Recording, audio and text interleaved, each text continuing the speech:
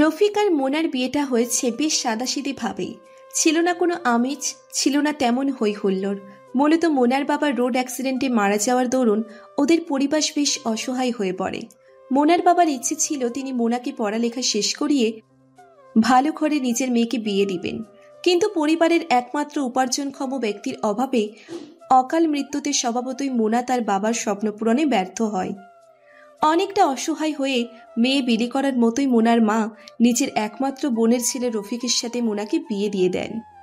রফিক পেশায় একজন সিএনজি চালক এবং সে কখনো কল্পনাতেও ভাবেনি যে মোনের সাথে তার বিয়ে হবে। রফিক বাসর ঘরে প্রবেশ করতেই মোনার ফুপিয়ে কান্না করা দেখে তার মনে বেশ খানিকটা মায়ার জন্ম নেয়। সে ধীর পায়ে মোনার কাছে এসে আলতো করে ওর কাঁধে স্পর্শ দিয়ে শান্ত স্বরে জিজ্ঞেস করে, কি হইল মোনা, কান্দো কেন? মোনা নিজের মুখখানা রফিকের দিকে ঘুরিয়ে অশ্রুসিক্ত নয়নে বলে ওঠে, রফিক ভাই, আপনারা আমি সেই ছোট্টবেলা থেকে ভাইয়ের চোখে দেখে আসছি, কিন্তু আব্বাই মরার পর যে আপনার সাথে আমার বিয়ে হইব তা কল্পনাও ভাবি নাই। পরক্ষণেই মোনা খাট থেকে নেমেই রফিকের পাখানা চড়িয়ে ধরে অনেকটা আকুতি স্বরে বলে ওঠে, রফিক ভাই, আপনার পায়ে পড়ি, আপনি আমার জীবনটা এভাবে নষ্ট কইরেন না। আপনি আমার শুধু পড়ালেখার সুযোগটা কইরা দেন, এরপর আপনি যা কইবেন আমি তাই শুনবো। মোনার এমন কাণ্ডে রফিক হতবিহ্বল হয়ে যায়। বেশ কিছুক্ষণ অন্তর সে মোনাকে নিজের পদতল থেকে উঠিয়ে এবং মোনার চোখের অশ্রুবিন্দুগুলো নিজ হাত দ্বারা মুছে দিয়ে বলল, আরে তুমি তো এখন আমরা চিনতেই পারো নাই। বিশ্বাস করো, আমার তোমার শরীরের প্রতি কোনো আকর্ষণ নাই। বাড়ির মানুষে যা বলার বলুক, আমি তোমার আবার কলেজে যাওয়ার সুযোগ করে দিব। তুমি আমার উপরে সম্পূর্ণ আস্থা রাখতে পারো। এখন আর কান্দার দরকার নাই, যাও খাটে ঘুমাও, আমি নিচে গামছাটা বিছাইয়া ঘুমাইতেছি। রফিকের এমন কথা শুনে মোনার খুশির বাঁধ ভেঙে যাওয়ার উপক্রম। সে স্বপ্নেও ভাবেনি যে রফিক তাকে পুনরায় পড়ালেখা করার সুযোগ করে দিবে। সে মুহূর্তেই নিজের বিষাদমাখা মুখখানা পাল্টে দিয়ে অনেকটা উৎফুল্ল কণ্ঠে বলে উঠল, রফিক ভাই, আপনার কি বলে যে ধন্যবাদ দিমু তা আমার জানা নাই, আপনি অনেক ভালো। রফিক মুখে কিছুটা ব্যর্থ হাসির আভা এনে বলল, বুঝছি। আর এখন থেকে আমার ভাই কইবা না, তাইলে কিন্তু সবাই সন্দেহ করব, বুঝছো? আচ্ছা রফিক ভাই। মোনা পুনরায় নিজের অজান্তে রফিককে ভাই বলাতে জিভে কামড় দিল। বিয়ের পরদিনই যখন রফিক মোনাকে কলেজে দিয়ে আসতে যায়, তখন রফিকের মা কিছুটা কর্কশ কণ্ঠে বলে ওঠে, বিয়ের পরে মাইয়া মানুষের পড়ালেখার কি দরকার, যা ঘরে যা। মোনা নিজের শাশুড়ির মুখে এমন কথা শুনে স্বভাবতই নিশ্চুপ হয়ে যায়। পাশ থেকে রফিক তার মাকে বলে ওঠে, তুমি থামো তো। মোনার ইচ্ছাও পড়ালেখা করে অনেক বড় হইব। এখন আমরা যদি ওর ইচ্ছা পূরণ করতে না পারি তাহলে কেমনে কি? পরে দেখিস মাইয়ার আবার চোখ ফুইটা যায় কিনা। আমার কথা তো হুনোস না, তখন বুঝবি নে বইয়ের আল্লাহ দেওয়ানের ফল। দূর, কি যে কও, মোনা ওই ধরনের মাইয়াই না। তোমার সাথে কথা কটাই ফাও সময় নষ্ট। মোনা চলো তো, তোমার কলেজে দিয়ে আসে। যা যা, এখন আমার কথা হুনোস নাই, পরে বুঝবি। রফিক তার মায়ের কথায় তোয়াক্কা না করে মোনাকে নিয়ে কলেজের উদ্দেশ্যে রওনা দেয়। এভাবেই চলে যায় বেশ কিছুদিন। আর মোনাও নিজের জীবনটি আগের মতোই উপভোগ করছিল। কিন্তু দিনকে দিন এভাবেই সময়টুকু চলে যাওয়ার দরুন একটা সময় মোনা বুঝতে পারে যে তাকে যেহেতু রফিক নিঃস্বার্থভাবে পড়ালেখা করাচ্ছে, তাহলে রফিকেরও তো কিছু চাওয়া পাওয়া আছে। রফিক হয়তো তাকে এখন পড়ালেখা করানোর ব্যাপারে বিন্দুমাত্র খোঁটা দিচ্ছে না, কিন্তু একটা সময় তো সে ঠিকই বলবে, আমি তোমার থেকে স্বামীর অধিকারটা পাচ্ছি না, তাহলে কি লাভ তোমাকে নিজের খরচ দিয়ে পড়ালেখা করিয়ে? এসব চিন্তাভাবনা যখন মোনার চেতনায় উকি দিচ্ছিল, তখনই তার মনে কিছুটা কড়া নাড়ে। সেদিন যখন রফিক অন্যান্য দিনের মতো সারাটা দিন সিএনজি চালিয়ে ঘর্মাক্ত শরীরে বাড়িতে উপস্থিত হয়, তখন মোনাকে সে অন্যরকমভাবে আবিষ্কার করে। প্রতি রাতের ন্যায় যখন রফিক মেঝেতে গামছা পেতে ঘুমাতে যাবে, তখন মোনা তাকে লজ্জামাখা স্বরে বলে ওঠে, আপনারে আর নিচে ঘুমানোর দরকার নাই, উপরেই ঘুমান, সমস্যা নাই, মাঝখানে কোলবালিশ দেয়া রাখ মনে। রফিক মোনার কথায় অবাক হয়, কিন্তু কিছু বলে না। বরং সে মেঝে থেকে উঠে খাটের উপরে মোনার উল্টো দিকে ঘুরে শুয়ে পড়ে। মাঝরাতে মোনা ইচ্ছে করে মধ্য থেকে কোলবালিশটা সরিয়ে দিয়ে রফিক আর তার দূরত্বের ব্যবধান কমিয়ে দেয়। রফিকও বিষয়টা বুঝতে পেরে কিছু বলে না, বরং ঘুমানোর ভান ধরে।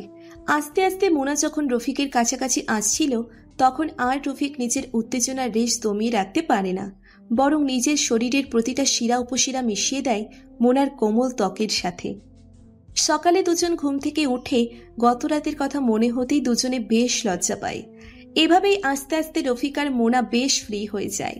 কিন্তু মোনাকে পড়ালেখা করানোর ব্যাপারে রফিকের মায়ের চুলকানি দিনকে দিন বেড়েই চলছিল।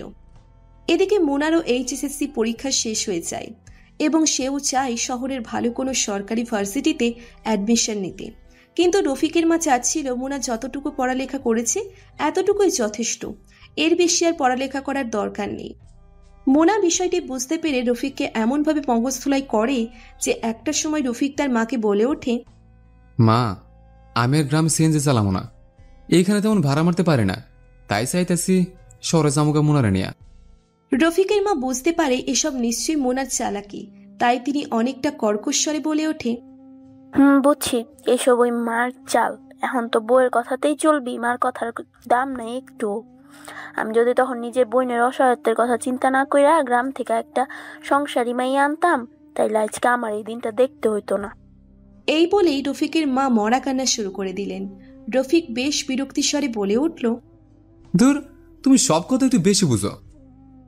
বেশি বুঝি, যা এখনই বাইর হয়ে যা আমার বাড়ি থেকে, তোর মতো পোলার আমার দরকার নাই। আড়াল থেকে মোনা এসব কথা শুনে বেশ কষ্ট পেলেও খুব খুশিই হয়, কারণ রফিক তাকে সত্যিই শহরে পড়ালেখা করাতে নিয়ে যাবে।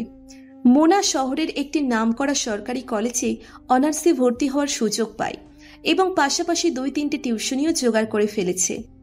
মোনা কখনো তার বান্ধবীদের কাছে বলতে লজ্জা পায় না যে তার স্বামী একজন সিএনজি চালক, বরং সে বুক উঁচু করে বলে তার স্বামী সিএনজি চালিয়েও তাকে পড়ালেখা করাতে সব ধরনের সাহায্য করে চলেছে। লোকে দেখলে বলবে তাদের মতো এমন সুখী দম্পতি বোধ হয় আর দুটো নেই। একটা সময় মোনা কনসেপ্ট করে, আর সেদিন রফিকের উৎফুল্ল মুখখানা দেখে সত্যিই মোনার চোখ খুশিতে জল চলে আসে।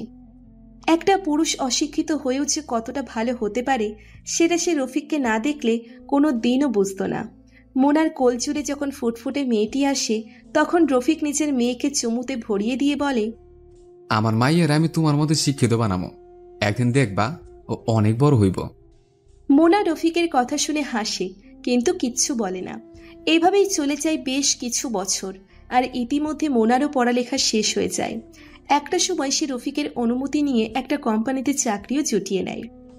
আর রফিক নিজের একমাত্র মেয়ের ভবিষ্যতের কথা চিন্তা করে সিএনজি চালানো বাদ দিয়ে একটা ব্যবসায় নেমে পড়ে।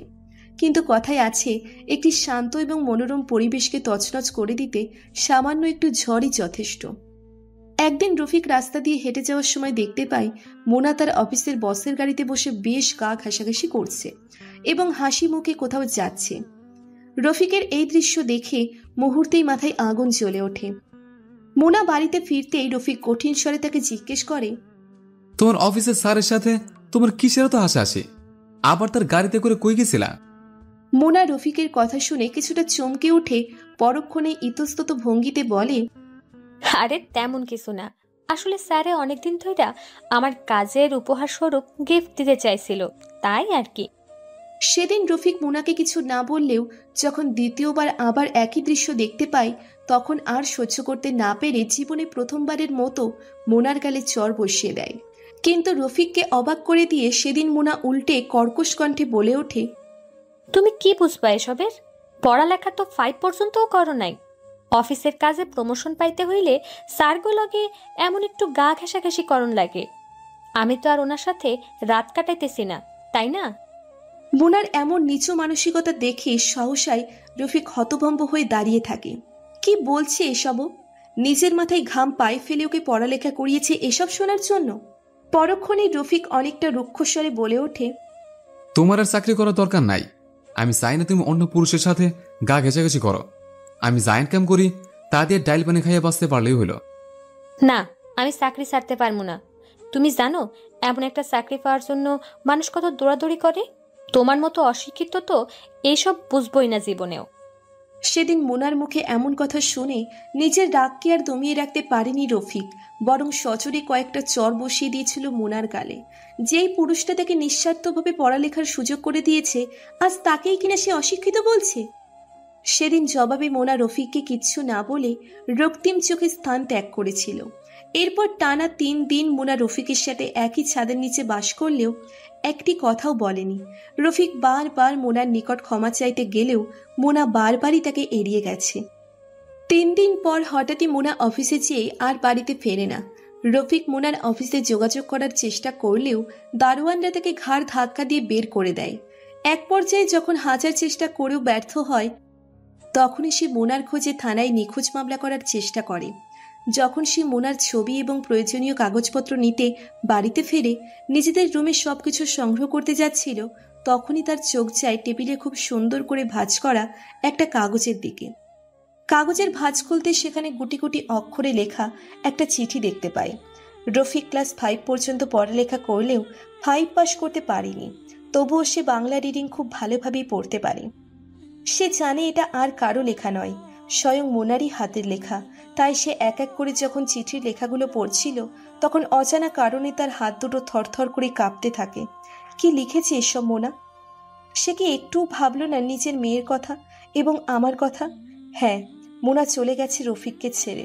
পাশ ফিরে রফিক দেখতে পায় তার 4 বছরের ছোট্ট মেয়েটি বাবার অশ্রুসিক্ত নয়নের দিকে অবাক চোখে তাকিয়ে আছে। পরক্ষণে রফিক নিজের মেয়েকে জড়িয়ে ধরে হাউমাউ করে কেঁদে ওঠে। সে তখনও বিশ্বাস করতে পারছিল না যে মোনা তাদেরকে ছেড়ে চলে গেছে।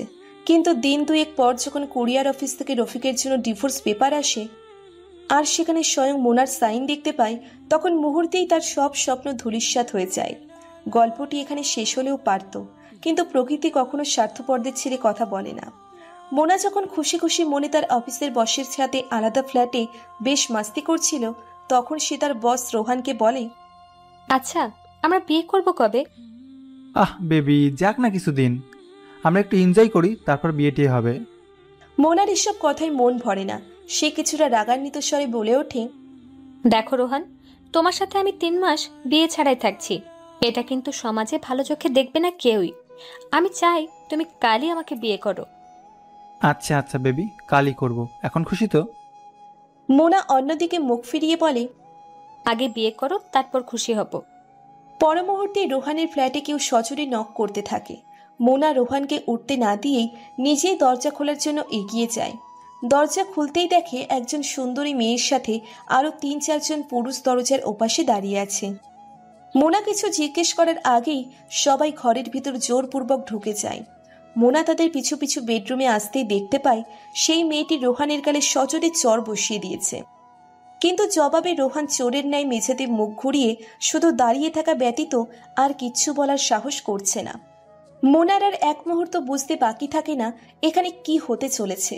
তার মানে মেয়েটি রোহানের স্ত্রী ছিল এবং মোনাকে সে এতদিন অর্থের লোভ দেখিয়ে ভোগ করেছিল। এসব দেখে তো সে স্বভাবতই থমকে যায়। ইতিমধ্যে মোনার চাকরিটাও চলে গেছে এবং অফিসের সবাই জেনে গেছে যে তার সাথে অফিসের বস রোহানের এক অবৈধ সম্পর্ক ছিল। মোনা যেখানে একই সাথে লজ্জার কারণে কাউকে নিজের চেহারা দেখাতে পারছে না, অপরদিকে তার আশ্রয়ের জায়গাটিও এখন শূন্য। মোনা অনেকটা অসহায় হয়ে যখন রফিকের সাথে দেখা করতে আসে, তখন সেখানে রফিককে না দেখতে পেয়ে আরও খানিকটা ভেঙে পড়ে। মোনার ডিভোর্স পেপার যাওয়ার পরদিনই রফিক এই বাসা ছেড়ে অন্যত্র চলে গিয়েছিল। মোনা চেয়েছিল নিজের গ্রামে গিয়ে শাশুড়ির নিকট ক্ষমা চাইতে, কিন্তু সেই সাহসটুকু প্রভু তার থেকে বহু আগেই কেড়ে নিয়েছে। হয়তো মোনা আত্মহত্যার পথ বেছে নেবে, নয়তো জীবনটাকে আবার নতুনভাবে শুরু করার প্রয়াস চালাবে। কিন্তু সেই অশিক্ষিত রফিক এবং একমাত্র মেয়ের ভালোবাসা সে কোনো দিনও পাবে না। স্বার্থপরতার প্রতিদানের ভয়াবহতার থেকে আর বেশি কী বা হতে পারে? এটাই তো তার এক উজ্জ্বল দৃষ্টান্ত বোধ হয়। কেউ কি টাকার কাছে নিজের সুখকে বিক্রি করে সুখী হতে পেরেছে কখনো? উত্তরটা না হয় আপনারাই দিয়েন।